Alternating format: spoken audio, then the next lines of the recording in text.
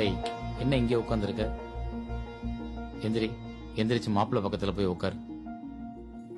போமா, கூச்சப்படாத போ. உங்களுக்கு ஒண்ணும் பிரச்சனை இல்லையே? அச்சச்சோ, எனக்கு என்ன பிரச்சனை? மாமா நீங்க உட்காருங்க. அம்மா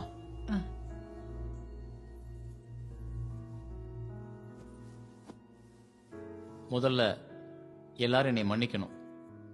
நீங்க நினைச்ச மாதிரி இந்த கல்யாணம் முடியாம ரொம்ப சிம்பிளா நான் நினைச்ச மாதிரி முடிஞ்சதால என் மேல எல்லாரும் கோவமா இருப்பீங்க. உங்க பிளான் பிரகாரம் இந்த கல்யாணம் முடிஞ்சிருந்தா நீங்க போட்ட பட்ஜெட் படி 35 லட்சம் ரூபாய் இந்த கல்யாணத்துக்கு செலவாகி இருக்கும். ஒரே நாள்ல அந்த 35 லட்சமும் காலியாயிருக்கும். இப்போ அந்த 35 லட்சமும் என் கையில.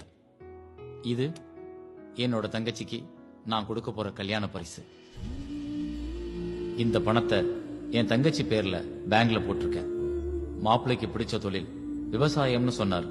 அவர் பேர்ல பொள்ளாச்சிக்கு பக்கமா ஒரு 25 ஏக்கர் நிலம் 5 வருஷம் லீஸுக்கு ரெஜிஸ்டர் பண்ணிருக்கேன். இது அதுக்கான அக்ரிமெண்ட். அவர் உழைப்புல 5 வருஷம் கஷ்டப்பட்டா அதை அவரே சொந்தமாக்கிக்கலாம்.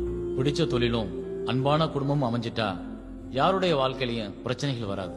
பொருளாதார ரீதியா வர்ற பிரச்சனைகளாலதான் நிறைய குடும்பங்கள்ல டைவர்ஸ் வரைக்கும் போகுது.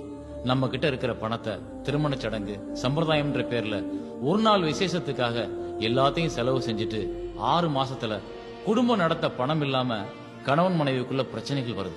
அந்த ஆரம்பம் தான் அடுத்தடுத்து அவங்களுக்குள்ள கேப் போறதுக்கு காரணமா இருக்கு. ஒண்ணு நிம்மதி இல்லாம வாழ்றாங்க, இல்லனா கல்யாணம் செஞ்ச கொஞ்ச நாள்லயே பிரிஞ்சிடுறாங்க.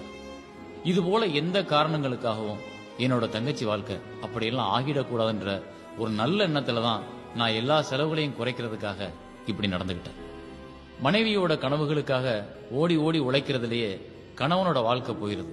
கணவனோட பலத்தை உணராம இருக்கிறதுனால மனைவியோட வாழ்க்கை அர்த்தமில்லாம ஆயிருது. கல்யாணம்ங்கிறது 6 மாசம் சந்தோஷமா இருக்கிறது இல்ல, ஆயுள் முழுக்க சந்தோஷமா இருக்கிறது.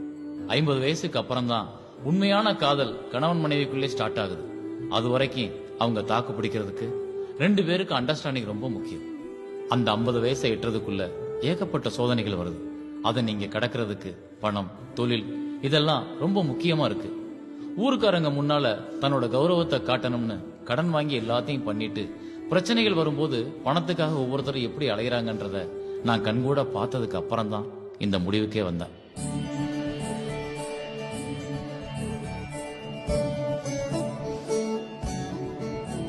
கணவன் எல்லாம் செஞ்சிருவான்னு நினைக்காம அவனோட வருமானத்தை வச்சுக்கிட்டு என்ன செய்ய முடியும்னு தெரிஞ்சு தேவைகளுக்கு ஏற்ப திட்டமிடுற மனைவியா நீ இருக்கணும்.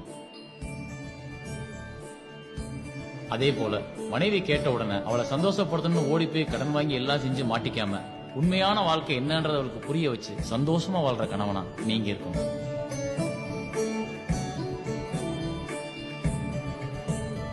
வாங்க.